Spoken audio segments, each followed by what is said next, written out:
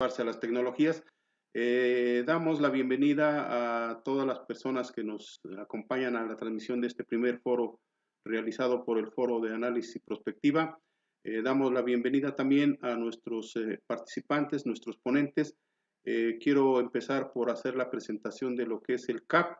El CAP es el Centro de Análisis y Prospectiva. Tiene como propósito abrir un foro de análisis, reflexión y propuestas de diverso tipo, y para ello estamos convocando a diversos investigadores, docentes, también, por qué no decirlo, personajes de la política que quieran participar en este esfuerzo y que quieran aportar algo a la discusión de los grandes temas de interés nacional. Este es el propósito del CAP. El primer foro que estamos iniciando en este momento es la elección presidencial en Estados Unidos. El tema tiene una gran importancia porque todo mundo, incluidos Estados Unidos, por supuesto, que es el protagonista, tenía hasta hace 5 minutos la expectativa de quién es el ganador del proceso electoral que acaba de concluir. Ya tenemos un ganador, ya es John Biden, es Biden, y lo que sigue ahora es que el mundo entero seguramente está pendiente de esta decisión electoral por la trascendencia y la gran influencia que Estados Unidos tiene hacia el resto del mundo, ¿sí? No quiero extenderme mucho, le he pedido al doctor Juan de Dios Pineda Guadarrama que dé la entrada a este primer foro. Adelante, doctor, si nos hace usted el favor de dirigirnos algunas palabras. Hola, ¿qué tal? ¿Cómo estás, Miguel? Mucho gusto en saludarte. Gracias por esta invitación. Federico Montes, un placer que estés por aquí. Y cierro mi agradecimiento con broche de oro con la maestra Guadalupe. Maestra, muchísimas gracias por atender este foro. Sin duda, Miguel, tienes toda la razón. Este proceso electoral ha sido un proceso electoral muy competitivo. Y antes de permitirme hablar sobre lo que he preparado a todos ustedes, debo agradecerles al público en general que amablemente nos acompañan en la inauguración, pero sobre todo la presentación de lo que será un think tank, un tanque pensante, una nueva institucionalidad en México. Es el centro muy relevante sobre análisis y prospectiva, del cual el director general es el maestro Miguel Ávila Memetla, a quien me unen años de trabajo, de esfuerzo intelectual y sobre todo de analizar los fenómenos políticos, no solamente en México, sino en diversas latitudes. Así pues, para mí es un privilegio, es un honor declarar públicamente aperturados los trabajos del Centro de Análisis Comparativo. Miguel, enhorabuena. Sabemos que tendremos un buen puerto adelante, sabemos que habrá decisión, y a través de tu trabajo colaborativo con diversos intelectuales, académicos y administradores en el ejercicio público, construirás sin duda una institución que requiere México, el México de ahora. El México de ahora que busca, sinceramente, lograr más equidad y buscar, sobre todo, no divisionismo en este país. Enhorabuena, reitero, y muchísimas gracias por esta invitación, Miguel. Muchas gracias, Juan. Muchas gracias por tu generosidad y por hacernos favor de aperturar este primer foro de reuniones. Paso a la presentación de cada uno de nuestros participantes en el orden de presentación que irán apareciendo. El doctor Juan de Dios Pineda es doctor y profesor en políticas públicas y ciencias públicas, perdón. Es doctor honoris causa por la Universidad de Tajín en China y por la Universidad de Santander. Presidente de diversos programas postdoctorales en gobierno, política pública y educación superior. También es vicepresidente asociado de investigación y director ejecutivo de la Oficina de Investigación para América Latina de Neutech en Estados Unidos, y su tema es postelección presidencial en Estados Unidos. Luego tenemos, en el orden en que irán apareciendo y por la secuencia de la temática, el doctor Federico Montes Cruz, doctor en Administración Pública y Alta Dirección, docente, investigador y catedrático de nivel doctorado y postdoctorado a nivel internacional. Cuenta con diversos postdoctorados por la Universidad de Nuevo México, especialista y asesor en gobierno y políticas públicas, y su tema es el desaprendizaje y reaprendizaje político electoral de las elecciones en Estados Unidos. Es un tema muy sugerente. Un poco me atrevo a decir que dará para aportar a la teoría de la ciencia política. Y la maestra María Guadalupe de Jesús Rivero Rodríguez es maestra en Administración de Organizaciones por la UNAM, certificada en Gestión de Proyectos por el Banco Interamericano de Desarrollo, certificada en Dirección de Proyectos de nivel D, y es miembro del Club de Rotarios en México, y su tema es la elección presidencial y la relación México-Estados Unidos. Bienvenidos y de antemano gracias por su apoyo. Al final de la disertación de cada uno de nuestros ponentes, que tendrá una duración promedio de unos 10 minutos, podrá abrirse una sesión de preguntas y respuestas, tanto de parte del público como de parte de nuestros ponentes. ¿Sí? Sin más preámbulos, maestro Juan Pineda, decía Don Quijote de la Mancha, le decía a Sancho Panzas, en la tardanza está el peligro. Adelante, maestro, anticípenos cómo quedaron las elecciones finalmente allá, los márgenes de elección, etcétera, y bienvenido.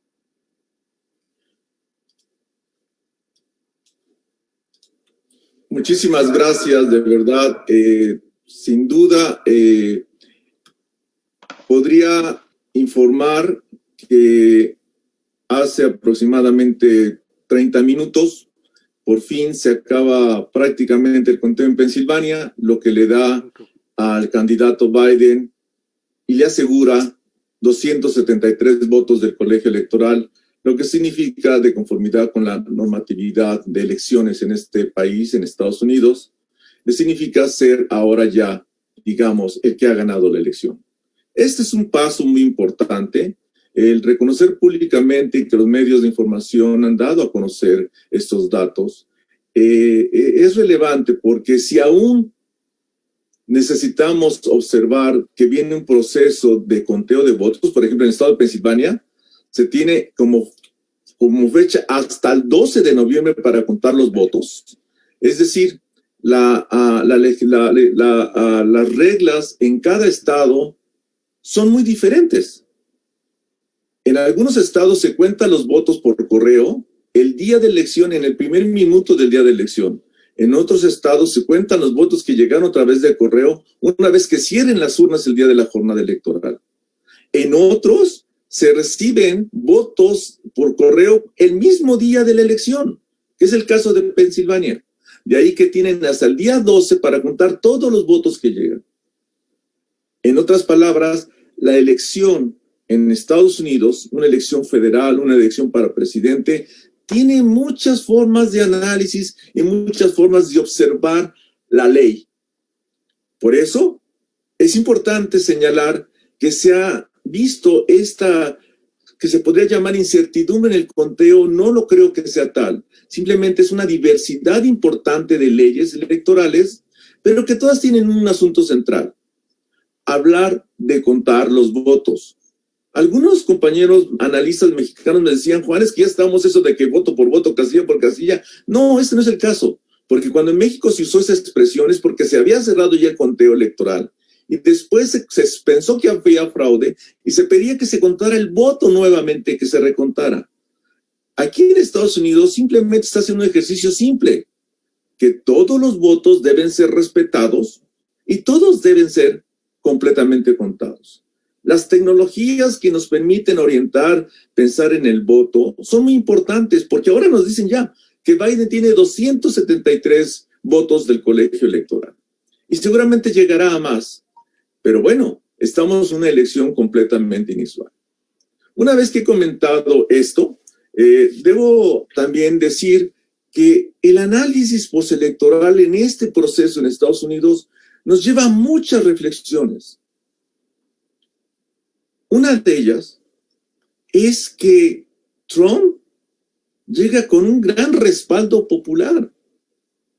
Prácticamente el voto está muy cercano el uno del otro.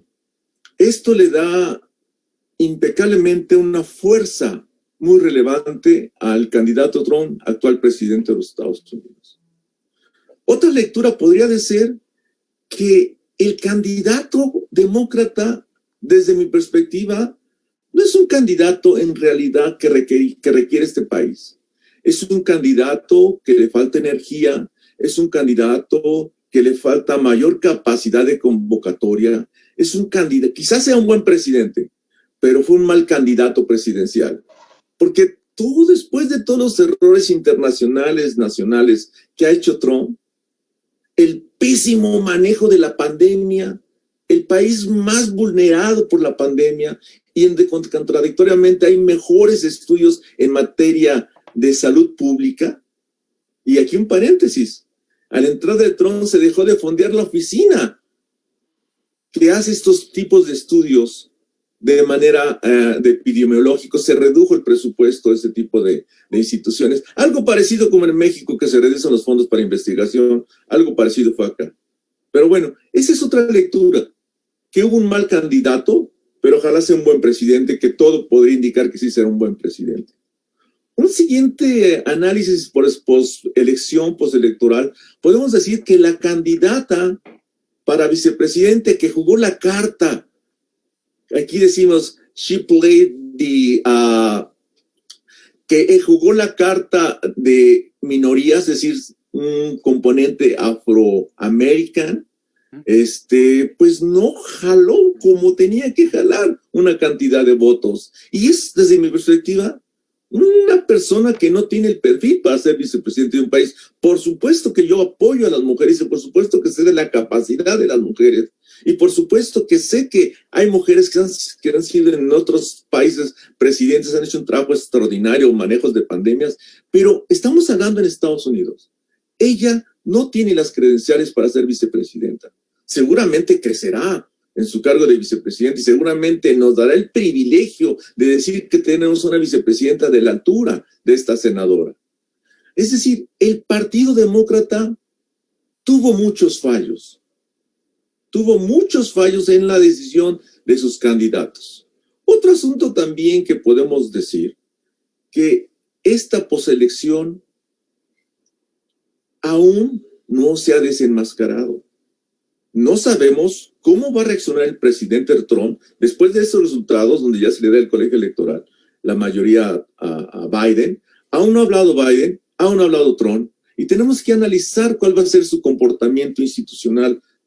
Lo que sí es cierto, y bueno, eso debe de quedar muy claro, que todas las instituciones republicanas, en el sentido del concepto de republicanismo, no el concepto partidista, pudieron ser aquellas que no le permitieron a Trump en su gestión cometer más errores de los que pudo hacer.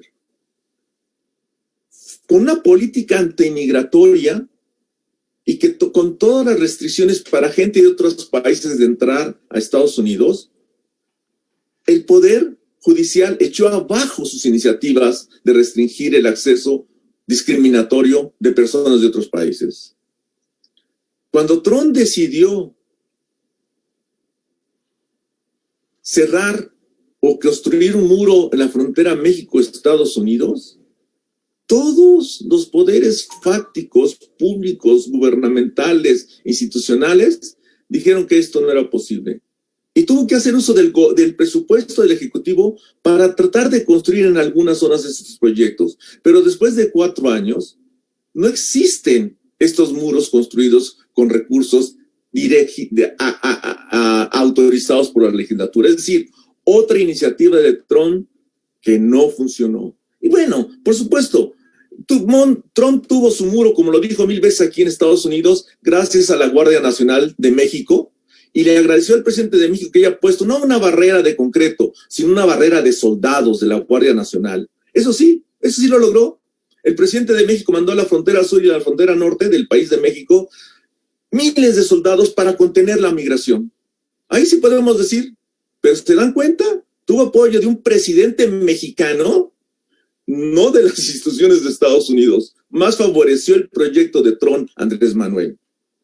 Andrés Manuel, la única vez que se ha puesto al parecer un cubrebocas fue cuando fue a visitar Estados Unidos y se ajustó a las políticas de Estados Unidos de hacerle un examen a la llegada al aeropuerto de Estados Unidos. Es decir, el impacto que ha tenido Trump ha sido fuera de Estados Unidos. Pero bueno, ese es asunto de otro tema diferente. Pero regresando, otro asunto postelectoral que podemos ver es que el concepto populista después de esta derrota de Trump, evidentemente reitero, debo ser prudente, todavía hay por delante, Trump tiene todo el derecho de pedir reconteos, Trump tiene todo el derecho también de hacer una especie de amparos, pero bueno, si van las elecciones en este conteo que gane Biden, podemos entonces decir que Trump, su agenda verdaderamente no la implementó en un país de grandes instituciones como Estados Unidos, porque hay contrapesos, porque aquí el poder legislativo, aunque sean republicanos, piensan diferente al presidente y los demócratas piensan diferente y se oponen. Se suele decir que en algunos estados hay republicanos más demócratas que demócratas como tales, porque hay la diversidad y el respeto de la opinión personal de cada representante popular. Por eso las instituciones en un país como Estados Unidos funcionan. Yo quisiera hacer este mismo examen en México ahora. A veces es cierto que hay un peso y contrapeso. Yo quisiera, cuando hacen el comparativo entre Trump y Obrador, no tienen idea de cómo comparar cosas diferentes, cómo comparar economías diferentes, cómo comparar discursos diferentes y tradiciones diferentes.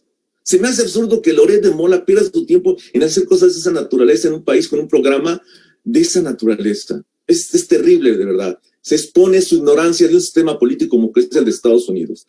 Muy mal. En fin, otro asunto postelectoral que debemos de analizar, y creo que esto es importante, es que la agenda demócrata es una agenda más social. Es una agenda que busca la oportunidad de repartir en presupuestos redistributivos hacer mayores proyectos comunitarios. Cuando entra Trump, el presupuesto del Ejecutivo Federal lo redujo considerablemente en proyectos sociales y también en proyectos de investigación. Lo que es la gran propuesta estadounidense de alta investigación, Trump la trató de reducir. Y fue cuando voces privadas levantaron y dijeron, no hay problema, podemos nosotros ayudar para que se siga investigando, porque la investigación favorece a la generación de riqueza y al desarrollo económico. Y con dinero e investigación se pueden contratar investigadores, estudiantes, para que todos generen un modo de investigación. Es decir, hay pesos y contrapesos, no solamente políticos, también de carácter cultural, de negocios, de recursos, etcétera. Trump, yo creo que lo que sí tuvo un éxito total, y aquí es una especie de eufemismo, es en dividir a un país. Tener un discurso completamente divisionista y ojalá nomás se quedara en la etapa de dividir. No solamente busca dividir, busca confrontar. Trump tiene sus enemigos a quien culpar. Igual que lo que hace Trump, tiene sus enemigos inventados a quien desviar la atención del pueblo. Esta selección nos habla de que ojalá exista un declive de los gobiernos populistas para tener gobiernos más democráticos, donde fluya la comunicación entre nuestras familias, que discutamos seriamente del proyecto político público de un gobierno, pero con tolerancia, con acceso a la discusión, con entendimiento de voluntades. Eso se tiene que reconstruir en Estados Unidos, el tejido social que en menos de 4 años Trump laceró y vulneró. Vemos expresiones de white supremacy atacando, no solamente verbalmente, sino atacando violentamente a expresiones públicas democráticas. Esto es gracias a Trump. Ese divisionismo nos ha llevado a entender que los populistas no tienen cabida en una sociedad civilizada y llena de instituciones. Que los que quieren dominar y ponerse el sueldo más alto de un país, porque ellos lo deciden, y nadie más puede ganar más que ellos, como el presidente Obrador, que decidió ganar. Nadie más puede ganar más que el presidente. ¿Por qué? Porque yo soy el presidente. Y porque decide y mueve a sus recursos humanos de la administración pública, los lastima, les reduce su salario, les pide que den donativos. Ahora recientemente está pidiendo que le reduzcan su aguinaldo. ¿Por qué violenta el servicio profesional y público de México un presidente en lugar de motivarlo, de ofrecer capacitación, de darle incentivos para que México sea un país en desarrollo?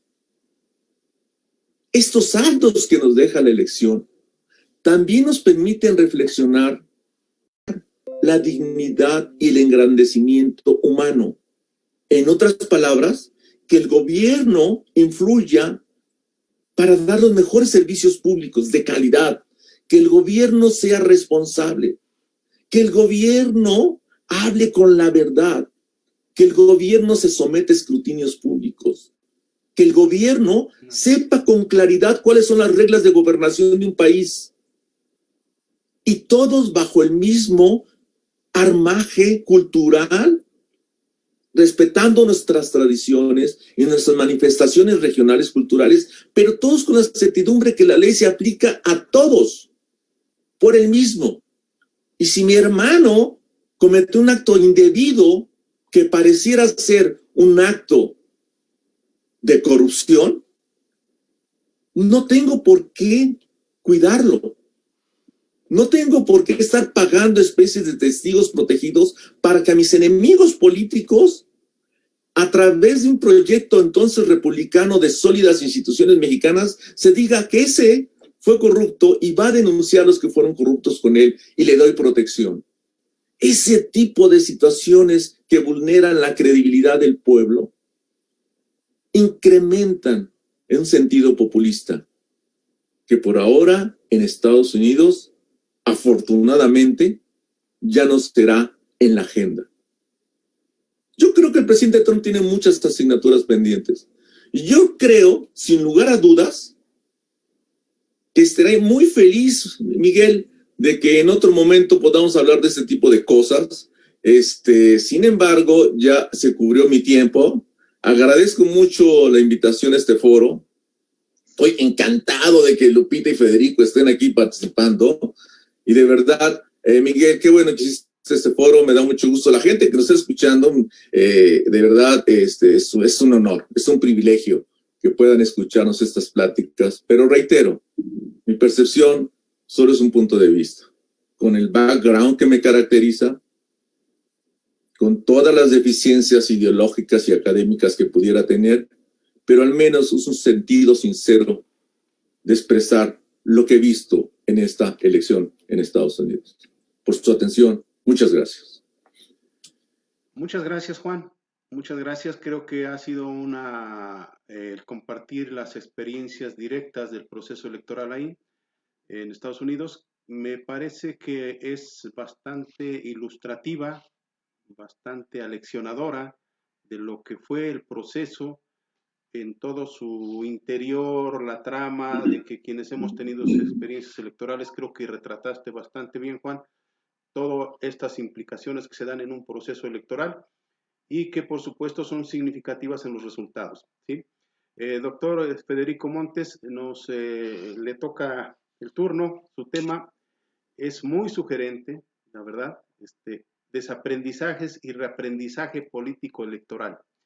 Yo, después de escucharlo, me quedo pensando el enfoque dialéctico que tiene su tema y me parece, Juan, que pudiéramos, con las modestias, las reservas de la modestia, que la modestia impone, híjole, se habla mucho de ciencia política y yo creo que tú y el doctor Montes saben mucho más que yo de ciencia política, pero adelante, doctor.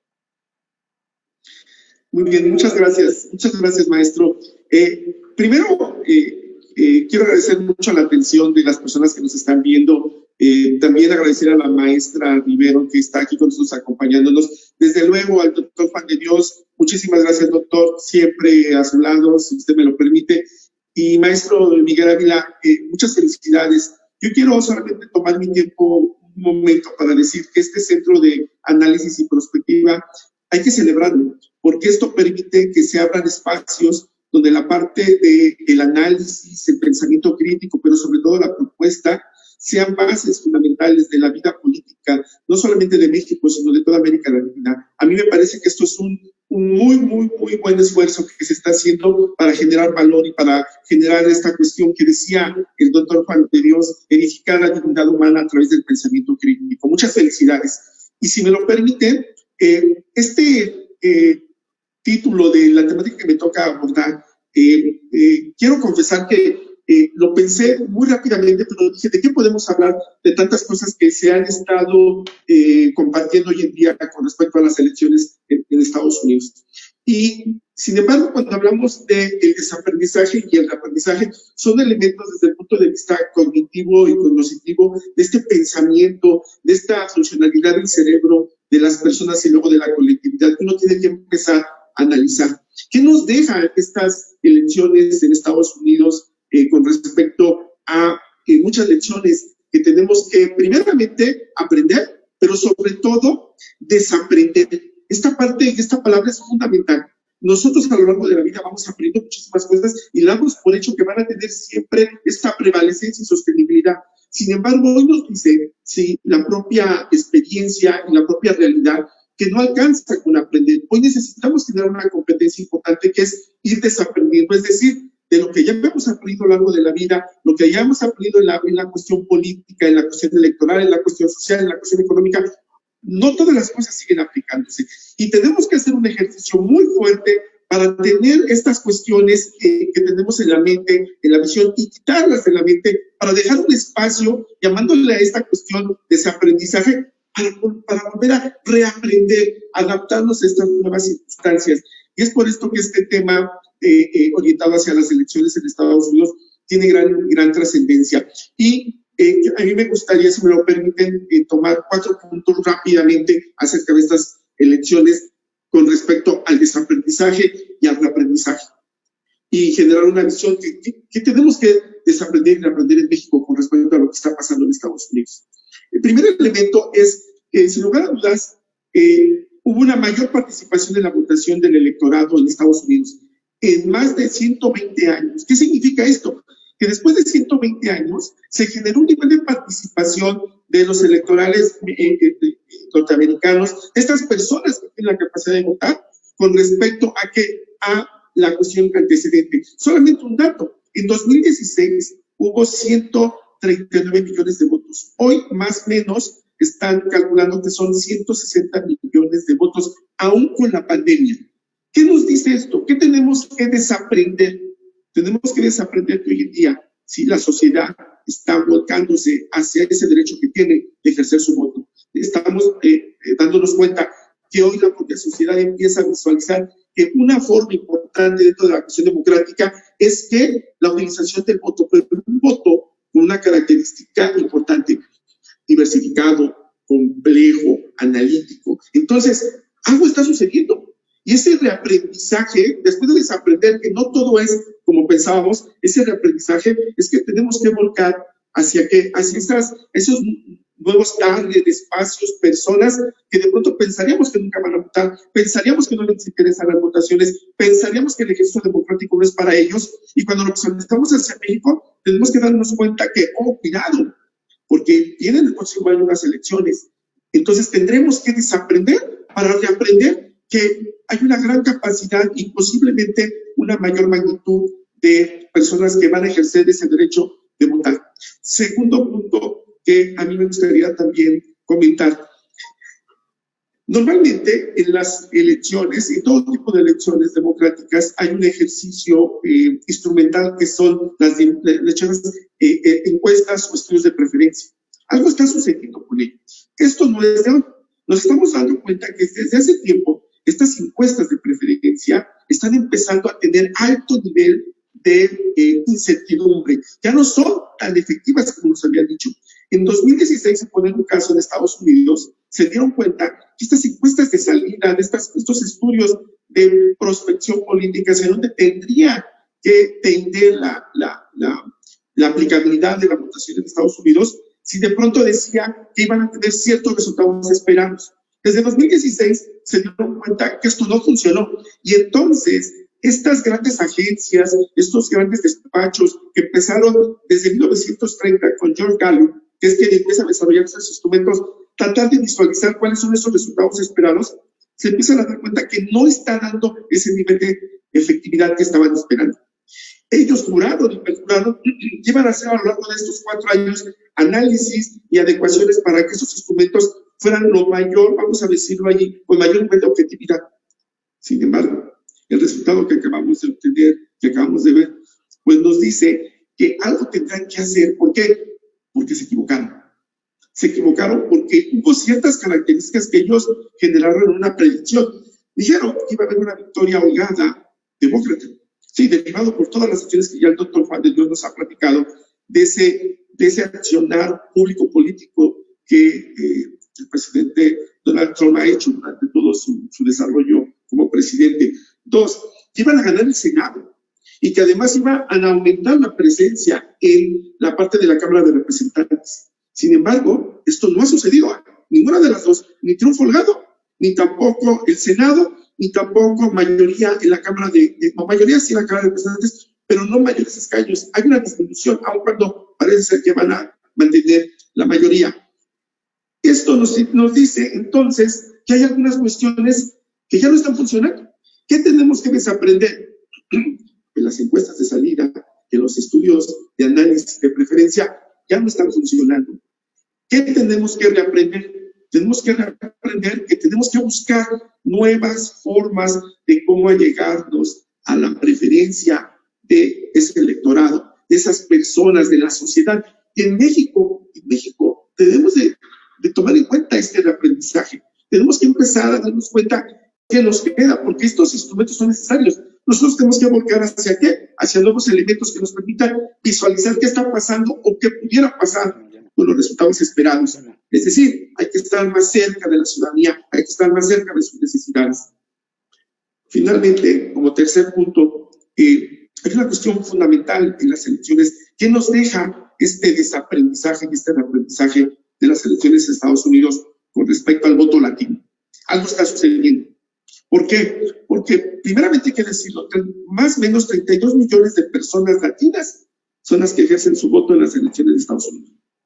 El voto latino, la fuerza latina, bueno, por muchos años se determinó que el voto latino era casi con una cuestión uniforme y monolítica que era demócrata, y que el voto latino de manera inherente iba a votar por los demócratas, que el voto latino estaba supeditado a la presión demócrata, y esto no está sucediendo. Algo está pasando. ¿Por qué? Porque el voto latino se está empezando a diversificar, porque de pronto en un porcentaje entre 62% de los latinos votaron por demócratas, y claro, tuvo una preferencia, pero hay un 34% más o menos de latinos que votaron por el Partido Republicano. ¿Qué significa esto? Que hay una diversificación en cuestiones de cuáles son los intereses que tiene el voto latino. Por mucho tiempo se pensó que solamente en la agenda del voto latino estaba la cuestión migrante, la cuestión de la migración, y esto ya no está sucediendo, porque también hoy hablamos de cuestiones que le interesan al voto latino, como el empleo, como la educación, como la economía, y esta denominada ola azul que tanto llama el Partido Demócrata, la ola azul del voto latino, pues la realidad es que no está aplicando. ¿Y qué reaprendizaje nos toca a nosotros desde la perspectiva de México? Tengamos cuidado con lo que viene en las próximas elecciones, porque hoy en día esa cuestión monolítica y uniforme del voto, quién sabe si pudiera pasar. Hoy esta visión de cuestiones de voto corporativo, del voto en masa, de carro completo, pues quién sabe si pudieran pasar en estas circunstancias. ¿Por qué? Porque obviamente la sociedad, aún con todas sus restricciones, también está en una franca evolución. porque hoy tenemos una restricción más importante, que son esas necesidades que cada una de las personas tenemos como ciudadanos, como votantes. Pero también hay una cuestión importante y fundamental, la pandemia. Esta pandemia, este COVID-19, ha generado una visión diferente, hay una percepción de una visión política diferente. Por eso tenemos que desaprender para poder reaprender desde la perspectiva política y electoral. Ya no basta con las cuestiones tradicionales, ya no basta con las cuestiones que siempre han aplicado de una manera, vamos a decirlo así, de una manera no adaptativa a esa realidad. Y de manera concluyente, a mí me gustaría compartirles que el ser humano todos los días aprende, pero tenemos que empezar a desarrollar esa visión de desaprender para poder tener ese espacio al nuevo reaprendizaje. Y en el ámbito político, en el ámbito electoral y en el ámbito social, tenemos que hacerlo, no solamente el individuo, sino también las instituciones, sino también los partidos políticos, sino también la propia sociedad y el ciudadano de a pie. Y entonces, cuando tenemos una mayor probabilidad de más votantes, de menos mitos y más realidades, en donde necesitamos más instrumentos, más elementos para conocer la realidad y las necesidades de la propia sociedad en términos político-electorales, pero sobre todo un mayor nivel de inteligencia político-electoral. Es decir, la capacidad para recolectar los datos, convertirlos en información en conocimiento y poder tomar las mejores decisiones, sobre todo las mejores decisiones que ayuden a generar mayor nivel de valor público, que es fundamental para que nuestra sociedad pueda evolucionar. Sin duda, estas elecciones en Estados Unidos nos han ayudado a poder desaprender y reaprender. Ojalá, y de verdad lo digo, ojalá la sociedad mexicana hayamos aprendido un poco de lo que acaba de suceder en Estados Unidos. Finalmente quiero agradecerle nuevamente al maestro Miguel Ávila, muchísimas gracias por la invitación y sobre todo por generar estos espacios. Estos espacios son los que México necesita.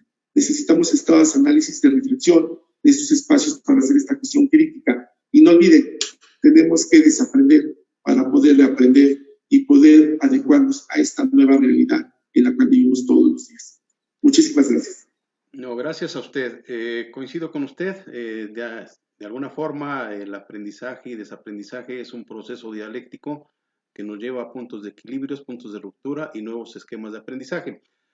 Creo que la disertación que hizo usted es muy ilustrativa de estos procesos de aprendizaje y reaprendizajes que en términos electorales nos pueden llevar desde ver la participación de las encuestadoras, los electores, los actores políticos, por supuesto, y la influencia en los resultados electorales, ¿sí? Le agradezco mucho sus palabras. Ojalá que continuemos con este esfuerzo. Ya nos coordinaremos con ustedes. Le cedemos la palabra a la maestra Lupita Guadalupe Rivero Rodríguez. Como ya leí en su currículum, tiene una amplia experiencia y seguramente que también tendrá un punto de vista interesante respecto a este proceso. Adelante, maestra. Gracias, buenas tardes, buenos días. Agradezco al Centro de Análisis y Prospectiva la invitación a compartir con ustedes mi percepción respecto al futuro en las relaciones bilaterales que México tendrá a partir del mes de enero del año 2021 con los Estados Unidos de Norteamérica. Un honor y privilegio compartir con el doctor Juan de Dios Guadarrama, el doctor Federico Montes Cruz, el licenciado Miguel Ávila Memetla y nuestros seguidores en las redes sociales en este foro. Mi análisis está realizado desde la concepción de que los Estados Unidos mexicanos es un país libre y soberano, organizado en una república representativa, democrática y federal. Si consideramos las propuestas que hicieron los candidatos Donald Trump y Joseph R. Biden Jr., mejor conocido como Joe Biden, durante su campaña, podemos tener un tema hipotético de cuáles serán los escenarios para México.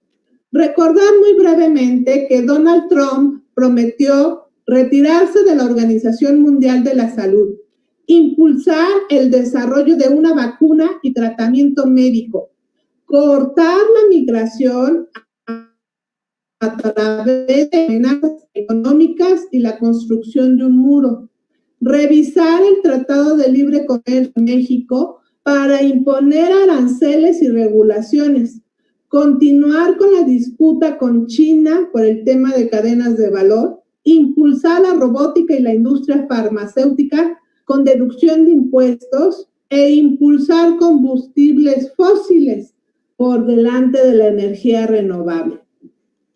¿Cuáles fueron las propuestas en general de Joe Biden? Prometió permanecer en la Organización Mundial de la Salud, impulsar un programa nacional de rastreo y tests gratis ahora con la coronavirus, aumentar la cooperación en la región para evitar la migración, impulsar el plan Buy America, el cual impactará en la inversión para Estados Unidos, México y el mundo, revisar los impuestos a las empresas sobre las utilidades generadas en el extranjero, eliminar excepciones fiscales a empresas sobre utilidades igualmente generadas en el extranjero, respaldar el Tratado de Libre Comercio con México e impulsar la energía al 100% limpia. Ante los objetivos de desarrollo sostenible que las Naciones Unidas nos han solicitado a todas las naciones, el trabajar para conseguir óptimos resultados, me parece que las propuestas del candidato Joe Biden son las más cercanas a esta agenda. La inferencia que las propuestas o promesas de campaña de los candidatos puedan tener en México deben de ser analizadas desde la situación interna que hoy en México presenta. Y realmente es una obligación del Estado resolver de inmediato para minorar el efecto negativo en caso de que este fuera el resultado de la aplicación de las propuestas de campaña. Les comparto un pequeño panorama de México al día de hoy. En el tema de salud, México es uno de los países donde su población consume mayormente refresco en el mundo y uno de los que más casos de obesidad y diabetes. En el tema del agua, el Estado es dueño propietario del 33% del agua superficial de todo el país. Además, no podemos pasar por alto el tratado firmado en 1944 entre México y Estados Unidos de Norteamérica, acuerdo que regula cómo los dos países deben repartirse el agua de los ríos Bravo, que forman parte del límite territorial. En el tema de minería, tan solo les voy a citar dos ejemplos. El litio, concesionadas a favor del Reino Unido, me refiero a las mineras, oro y plata a favor de Canadá, Norteamérica, Alemania, Austria. Y todavía falta saber quién se quedará con la concesión del uranio de México. En el tema del medio ambiente, tan solo me en los plaguicidas. México ocupa actualmente 5 plaguicidas que están prohibidos en 34 países por su alto grado de toxicidad. Entre 2010 y 2019, México importó 233.724 toneladas provenientes de China y Norteamérica. Además, más de 750 formulaciones herbicidas comerciales que se usan actualmente en México tienen como base el glifosato. En el tema de seguridad, el secretario ejecutivo del Sistema Nacional de Seguridad Pública de México reporta lamentablemente una tendencia a la alza. Imagínense que para el periodo de enero a julio del año 2020, tan solo en ese periodo, se tienen más de 20.494 violencia familiar con un incremento del 25% y feminicidios una alza al 26%. Sin duda alguna, hay muchos temas más que podemos enunciar que deberían estar siendo atendidos por una agenda nacional prioritaria en el actual gobierno de México. Considero que no podemos esperar ni un minuto más para saber qué va a hacer o cómo va a actuar el presidente electo de los Estados Unidos de Norteamérica. México tiene mucho que resolver y tanto por actuar desde hoy. Con base a los resultados que hoy se tienen, en donde mi enfoque a las propuestas del demócrata y doctor en filosofía política Joe Biden son alentadoras para México. Considerando que México será durante 2 años miembro del Consejo de Seguridad de las Naciones Unidas, es muy factible que se realicen propuestas propositivas en temas de seguridad que beneficien a ambos países. En el tema de migración, se espera que el programa La Acción Diferida para los Llegados en la Infancia, mejor conocido como DACA, continúe como una política migratoria del gobierno de Estados Unidos de Norteamérica a fin de beneficiar a los inmigrantes indocumentados y se detenga toda persecución, violando los derechos humanos de las personas inmigrantes en las iglesias, en los restaurantes, en los parques, en las escuelas, como ha venido sucediendo en el gobierno de Donald Trump. Aunque esto no significa que se detendrán las deportaciones. Con John impulsará el sector automotriz, telecomunicaciones y energía limpia. Y en este último tema esperemos qué suceda con el protocolo de Kioto, mismo que Donald Trump se negó a firmar, y ratificar el Acuerdo de París. Biden ha trabajado para fomentar la soberanía y la prosperidad tribal, garantizando que los Estados Unidos de Norteamérica cumpla con los compromisos que ha hecho con la población indígena y afroamericana, afrodescendiente. Por ello confío que tiene una visión de hermandad y sonoridad a las causas justas, a la población más vulnerable y marginada. Finalmente, como ya lo han expuesto mis compañeros, esperar sobre los avances que se tendrán con los Estados Unidos de Norteamérica en asuntos de emergencia sanitaria, crisis económica, migración, cambio climático, economía, seguridad, entre otros.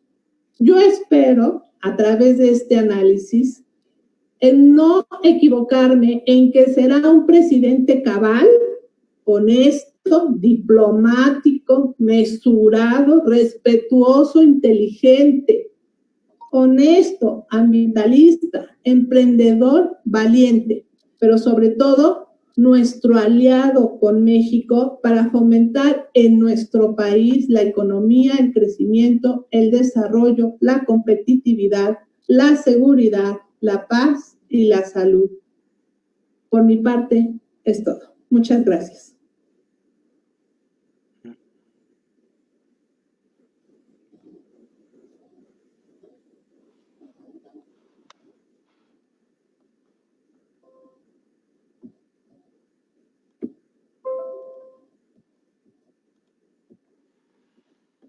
Perdón a todos por el breve lapsus, como que no, estoy más familiarizado con Meet que con Zoom.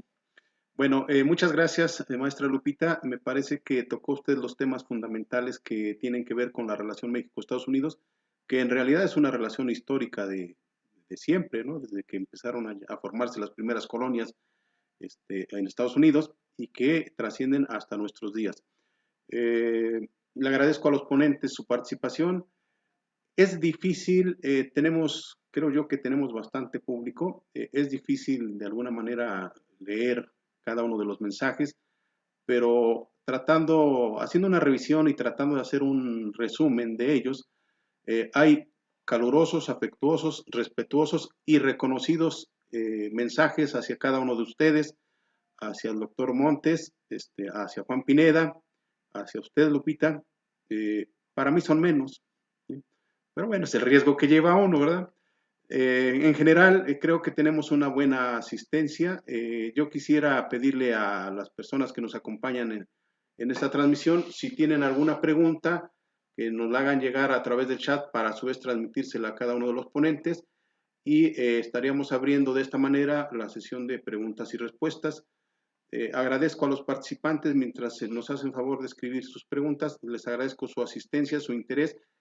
Hay reconocimientos también al esfuerzo del Centro de Análisis y Prospectiva en el sentido de que es un buen espacio para interactuar, que continúen, y por ahí hay reconocimientos a cada uno de ustedes en el sentido de que son profesionistas con conocimientos, vocación, expertos, ¿sí? Y que ojalá que haya muchos maestros como ustedes, ¿sí? Entonces, ojalá que alguno de los asistentes nos hagan alguna pregunta. Miguel, en lo que reciben las preguntas, quisiera hacer un comentario sobre lo que comentó la maestra Guadalupe, en lo que vas clasificando las preguntas. Yo creo que has expresado con mucha claridad las cosas, Lupita.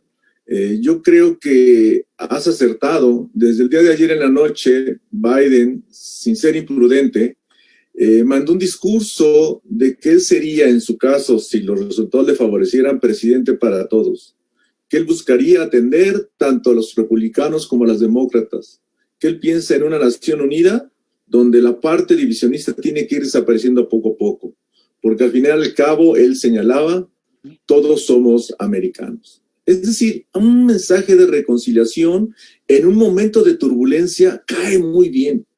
Un momento de reconocimiento al adversario electoral, que no al enemigo, también cae muy bien porque es parte de la democracia, como él lo comenta.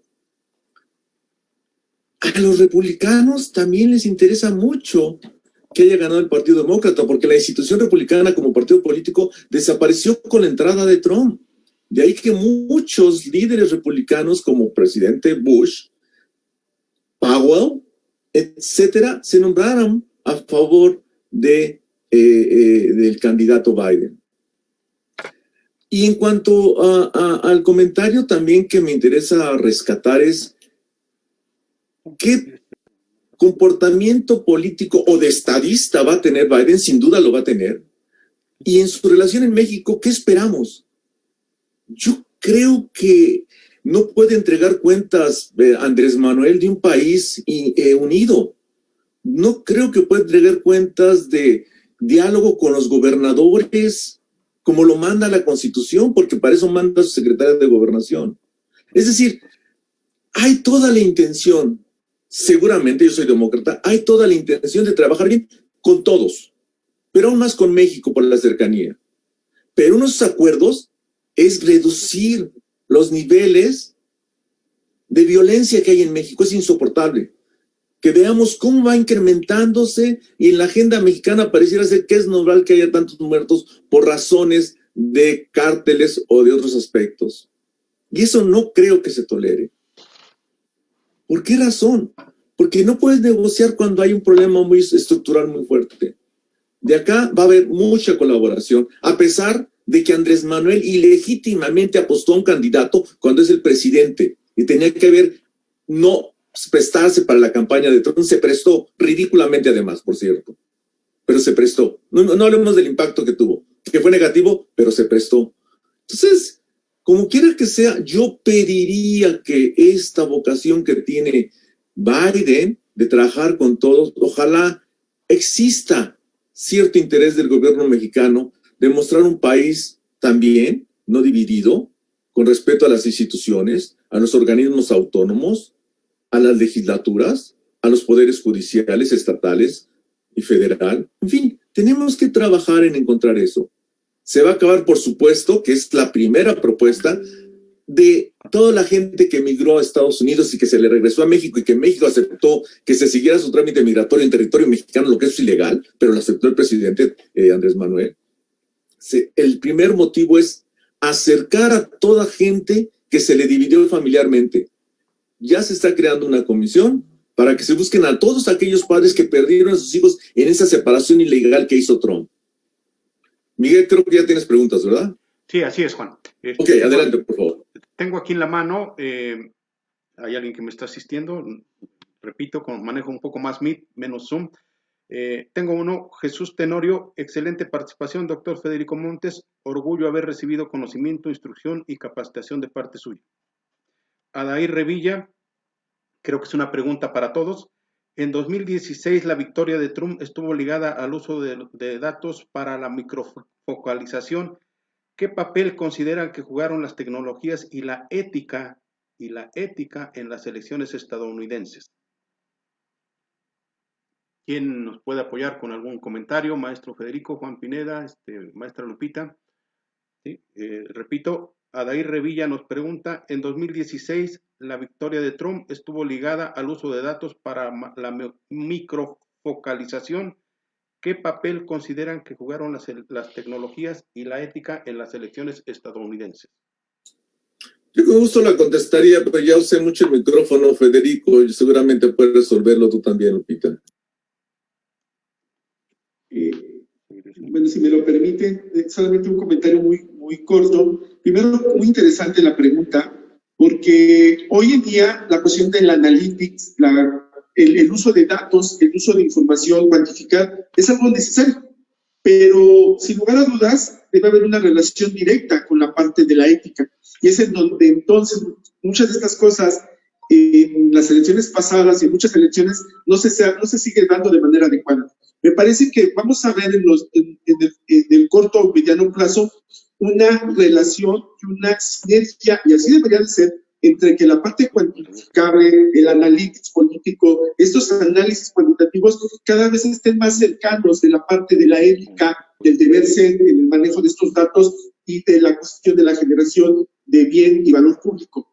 Pero si no se hace, sí, a mí me parece que el propio electorado pues podría, vamos a decirlo así, podría generar un costo a quien no lo haga de manera adecuada. ¿Por qué? Porque sin una duda la sociedad está siendo más crítica y está observando que no solamente es una cuestión del manejo de datos, sino que tiene ese acercamiento a la cuestión ética y al deber ser, pues entonces no tiene una cuestión de prevalecencia y sostenibilidad política en una sociedad.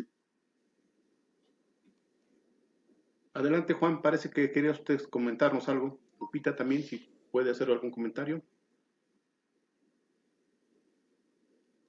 Lupita, le cede la palabra a Juan. A mí me gustaría... Perdón, licenciado Memetla, me gustaría la presencia de las redes sociales como un mecanismo de acercamiento con la sociedad civil es sin duda una importante y necesaria. Y lo único que yo acotaría es que mientras las redes sociales, incluyendo las televisoras, cuenten con una ética de respeto hacia los derechos humanos, todo puede funcionar. Si bien yo no estoy necesariamente a favor de las propuestas de negado el uso de la palabra, cerrándole los canales y la transmisión cuando él se estaba registrando, y todo tiene un proceso para la justiciabilidad y el respeto a los derechos humanos. De nada nos sirve tener redes sociales si no se conducen con ética y respeto a los derechos humanos. Es cuanto. Juan, ¿algún comentario que nos quiera regalar? Sí, en efecto, es una pregunta muy interesante. Sin duda, las elecciones de hace 4 años se vieron impactadas por esta masiva injerencia cibernética de varios enemigos de Estados Unidos, de otros países, de otros intereses políticos, económicos, etc. Y si bien sí se laceró en realidad ese tipo de aspectos en la elección pasada, afortunadamente, gracias a nuevas formas de desarrollo cibernético, la creación de centros de investigación en seguridad nacional, cybersecurity, gracias a este desarrollo tecnológico, científico, si bien hubo también injerencia de otros países, ahora fue mínima el impacto que tuvo. ¿Por qué? Porque ya hubo más cuidado de las redes sociales, un compromiso, un protocolo de los dueños de Facebook, de los dueños de las grandes redes sociales, de estar bloqueando una vez detectado todo ese tipo de amenazas. Hubo un compromiso firmado, legal, que tenía que reportar y bloquear ese tipo de manifestaciones en contra o que pudieran buscar canalizar a favor de uno u otro las elecciones en Estados Unidos. Sí, hubo impacto en el 2016 en esa elección mínimo, pero de que se trató y se intentó que estos aspectos de cybersecurity fueran vulnerados, sí se trató, pero por fortuna hasta ahora no se ha logrado detectar que haya impactado la elección. Creo que es una pregunta muy interesante. Sí, Miguel. Sí, gracias, Juan. Gracias a los tres por sus comentarios. Tenemos Antonia Palacios, al doctor Federico Montes, le pregunta: ¿a México quién le conviene que gane las elecciones en Estados Unidos, los demócratas o los republicanos? Creo que ahí habría que compartir con todos los participantes en este foro el último dato que estoy viendo ahorita en internet. John Biden, 290 votos del colegio electoral, Donald Trump, 214. Creo que ahí está el dato, pero la pregunta, doctor, es ¿qué tan conveniente es que gane uno u otro? ¿Sí? Y de una vez lanzo otra pregunta, Miguel Ávila, no soy yo. ¿Quién creen que pasará con el programa DACA con este nuevo panorama político? Y Jocelyn Rodríguez, es lo que tengo en pantalla. Excelente análisis de todos. Si tuvieran que resumir en pocas palabras cómo visualizar el impacto de este proceso electoral en Estados Unidos con México, ¿cómo lo calificarían? ¿Favorable o desfavorable? ¿Sí? Saludos de Preti Arzola para el doctor Federico, ¿sí? Y creo que ahí están dos preguntas. Ahorita iremos un poquito dando más apertura a las participaciones. ¿Quién empieza de los tres? ¿Sí? Si me permites, Miguel, yo pudiera empezar. Tengo que retirarme en 15 minutos, entonces si me ayudas, con todo claro. Gusto podría atender esto. Ok, número uno. ¿Qué tanto impactará la agenda gubernamental de Biden en México? Yo creo que en términos de DACA, yo creo que habría que recordar que DACA fue un instrumento que Barack Obama se sacó de la manga para obtener el voto popular latino en las elecciones, en su segunda elección. Es decir, en lugar de hacer una reforma legislativa aprobada cuando tenía la posibilidad de hacerlo y lograr darle este tipo de legalización a todos los migrantes indocumentados, no lo hizo, no logró los acuerdos, no logró los consensos. Y casualmente, un año antes de la siguiente elección, hizo el programa DACA como una orden ejecutiva de las tantas que hizo Trump. Así como órdenes ejecutivas son, como decir, le llaman en México, una iniciativa ejecutiva. No recuerdo el término en México, pero bueno, no tiene poder jurídico, legal, en términos de que el Congreso no la aprueba. No puede ser ley. Entonces logró mucha la atención y digo, yo soy demócrata, pero no por eso no voy a reconocer los errores de los demócratas. Y fue una tristeza saber que Barack Obama y su vicepresidente entonces Biden han sido el gobierno que más deportados ha tenido. Más que Trump aún.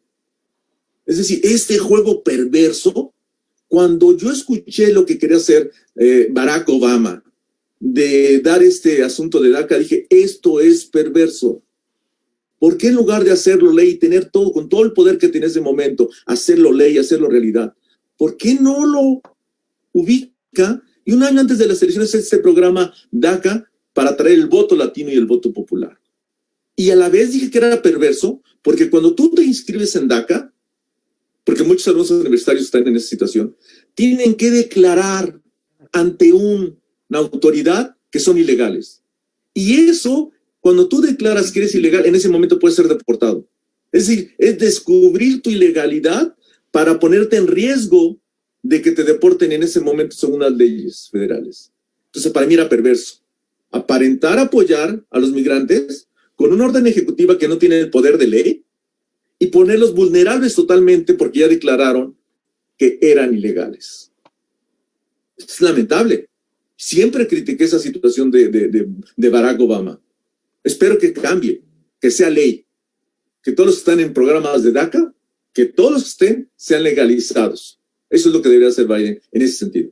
En segundo sentido, y creo que debo ser muy preciso, estoy feliz que tengamos a la primer vicepresidenta mujer en este país. Hay que ser, reitero, hay que ser, con base en lo que dije hace rato, tenemos que ser cuidadosos, todavía no acaba el proceso electoral, todavía nos entregan las constancias definitivas. Es el conteo que se hace y también el voto del colegio electoral. Tenemos que esperar. Pero si acaso gana Biden, vamos a tener la primer mujer vicepresidenta en este país, lo cual nos da un asunto de primer nivel. Es algo muy importante tener una vicepresidenta en Estados Unidos porque representará seguramente a las mujeres. Y ella ha sido muy exitosa en el asunto de buscar la igualdad de género. Ella ha sido muy exitosa en promover políticas que vean sobre la reivindicación de las mujeres, de mismo salario hombres y mujeres. De verdad, es extraordinaria. Lo que yo hace rato comenté es que políticamente no trajo los votos que se requerían.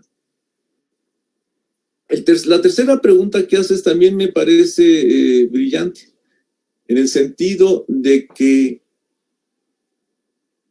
con Trump, déjenme dar un ejemplo en términos comerciales, que es importante.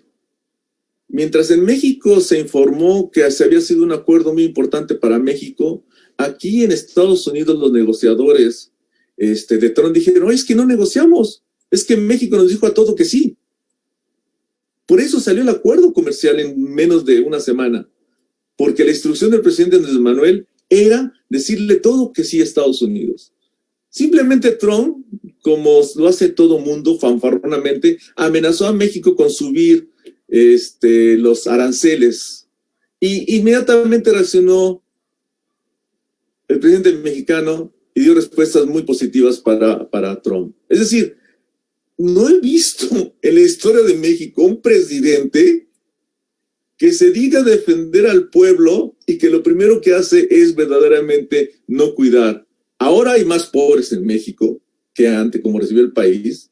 Ahora hay menos inversión en México como recibió el país. Ahora hay más ejecutados en México que como recibió el país. En fin, en rubro por rubro, el populista mexicano llamado presidente verdaderamente está entregando malas cuentas y eso está en análisis.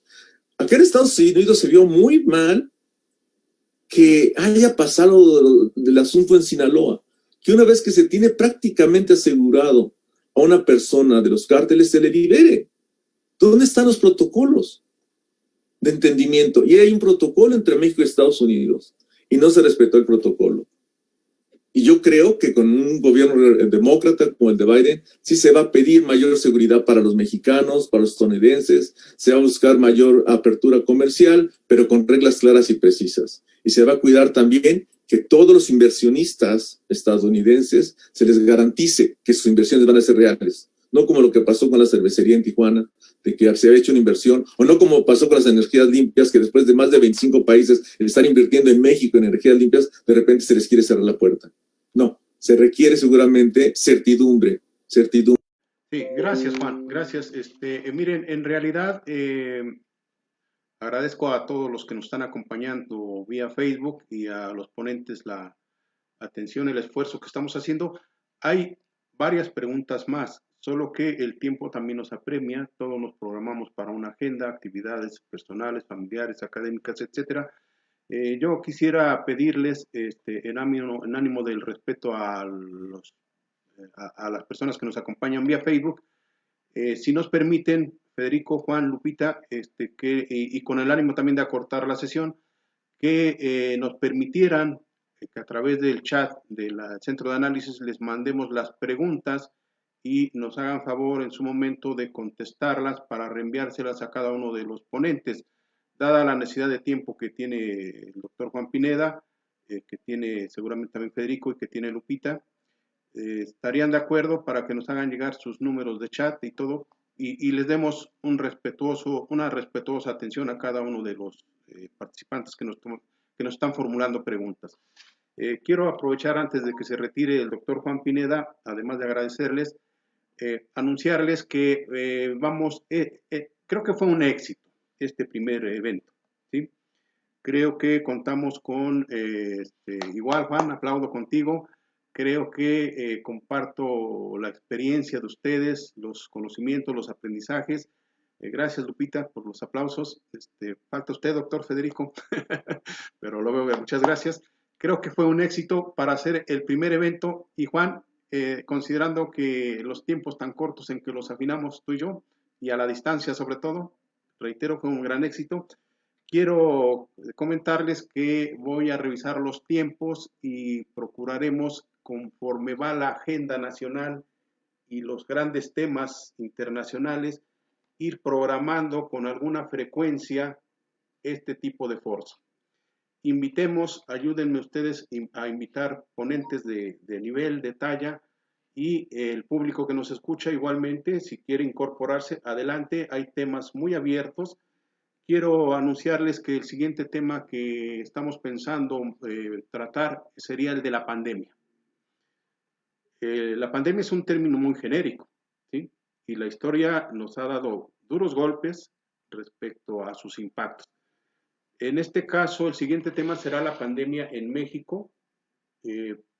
Lo menciono en términos genéricos, un enfoque económico, político y de salud. Ya estoy tratando de contactar a algunas personas intelectuales, investigadores que nos puedan ayudar. Está abierta, por supuesto, la posibilidad de la participación de ustedes. El doctor Pineda, por ejemplo, que ha trabajado los sistemas educativos, creo que en México y China, nos pudiera dar una orientación, si puede, nos regala una participación respecto al impacto en los sistemas educativos, ¿sí? En los sistemas educativos, creo que muchos sistemas educativos no estaban preparados para eso. Solo quiero adelantar que el siguiente tema será la pandemia, un enfoque económico, político y social. En términos muy generales, ya decantaremos más con el apoyo de los amigos que nos pueden apoyar, específicamente los temas.